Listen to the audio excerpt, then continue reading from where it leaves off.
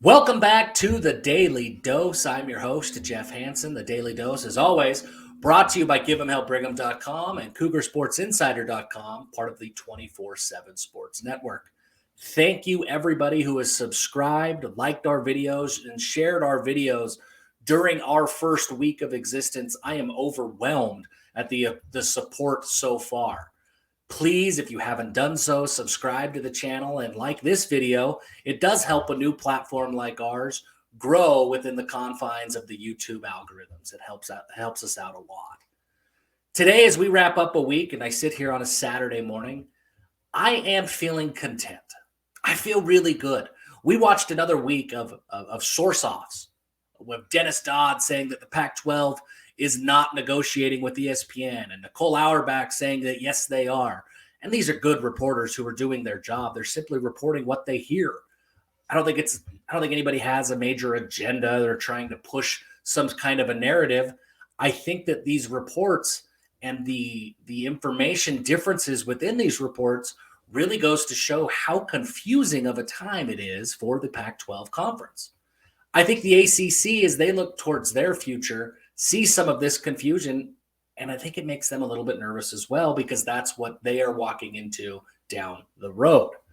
But the Big 12 conference, whether they add schools from the Pac-12 or they don't, they know what their future looks like. BYU knows what their future looks like. All of the future Big 12 member schools have been told for the better part of a decade that they don't belong and that their futures are in serious jeopardy. Whether it was independent BYU, who was told that they should go back to the Mountain West Conference, whether it was Baylor and TCU and the remaining Big 12 schools, and they were told that, hey, nobody wants you. We picked everybody who was worth anything in your conference was already picked away from you. Just shut it down and form a new league. Whether it was Cincinnati or UCF or Houston, who was constantly on the outside looking in, all of the schools who will be a part of the Big 12 have a reason to have a chip on their shoulder. And they have found each other and they have bonded together. And I think that camaraderie and that need for security is the most valuable asset that the Big 12 conference has. It was that need for security from member schools that led them to rally around Brett Yormark and secure a media rights deal so quickly. Some say they may have left money on the table.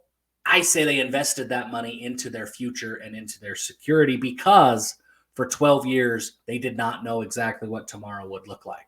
And now they do. And as the Pac-12 scrambles and as the college football world wonders what tomorrow looks like, BYU and the Big 12 conference, they know where they're going and they know what they need to do to get there. Maybe they'll end up being the third remaining Power 3 conference behind the SEC and the Big 10. Maybe they won't, but they'll be together and they will be working towards a future together while everybody else doesn't really know what their future looks like. And that's a comforting feeling for a BYU fan base that has wondered what tomorrow looks like since they left the Mountain West Conference more than 10 years ago. I'm really excited for the future with the Big 12. I'm really excited to develop rivalries and camaraderie with the member schools. I think that all of us have something in common, and it is that common need to survive and that common chip on our collective shoulders that will keep the Big 12 being competitive and fun to be a part of for the foreseeable future. Please subscribe to the channel if you haven't here at the Daily Dose.